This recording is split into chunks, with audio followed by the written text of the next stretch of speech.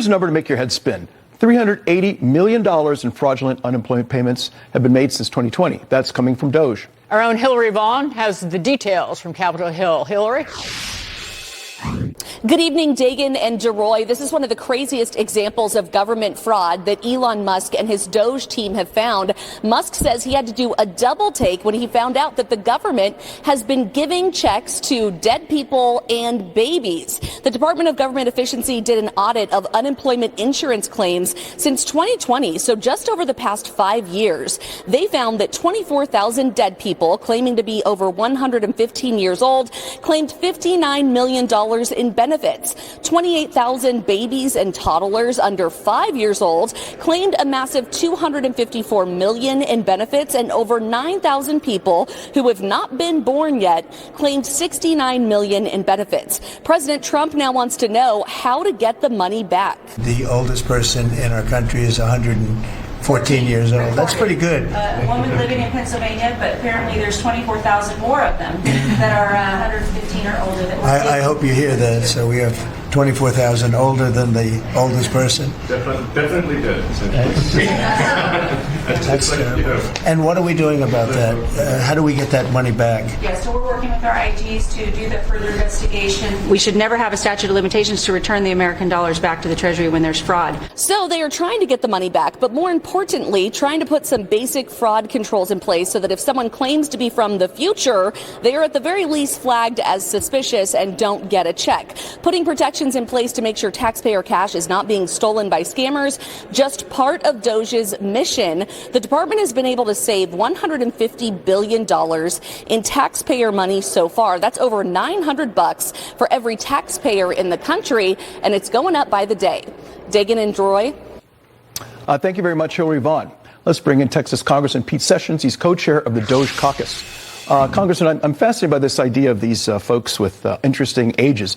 Doge found one person who scored $41,000 in jobless benefits. This person's date of birth is the year 2154 AD. That means that this person's age is negative 129. Now, I respect the unborn, but this takes it way too far. Are the folks running this program just asleep at the switch? Are they totally incompetent, or do you think they're in on the graft? Well, I think it's important to note that with all this evidence, which only comes from the administration, meaning that the Social Security office is the one that gets this information, they're able to find out who also processed this. They're able to find out when it first happened, who was going to, and what the application looked like. And all of these things should be a part of what the Inspector General had been a part of. And while we have seen many reports for many years about the lack of integrity, this amount of money and grievances that are going on is simply spectacular. So we are going to be in the process in Congress. We're going to have hearings with the Inspector General, but we are trying to figure out, most of all, how did this happen? Which agencies, which people, which office, where are they located? And so we will, at the same time, learn. And the great work that Doge has done is now coming forth. And this comes as a result of President Donald Trump and Elon Musk. I'm so proud of their guts and decision-making to stay after this. Congressman, with all due respect, hearings, given the urgency of our financial situation as a nation, aren't going to cut it. And Elon Musk is doing the Lord's work, trying to weed out the waste and the abuse and the fraud with the $150 billion in savings so far. But $150 billion is less than the budget deficit last month. That's how much our spending and our borrowing is utterly out of control. And I just want to know what y'all in Congress are going to do about cutting more spending and juicing growth, because what we're hearing is the senators are reticent to even cut the $1.5 trillion over 10 years in the House reconciliation package.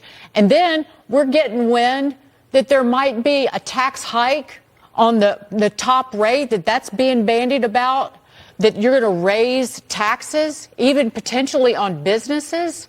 It just seems like misguided management coming out of Congress. It could be true what you say, but I would first say to you, you need to net out the unintended payments. And what we are talking about here are unintended payments. The unintended payments get about $500 billion a year.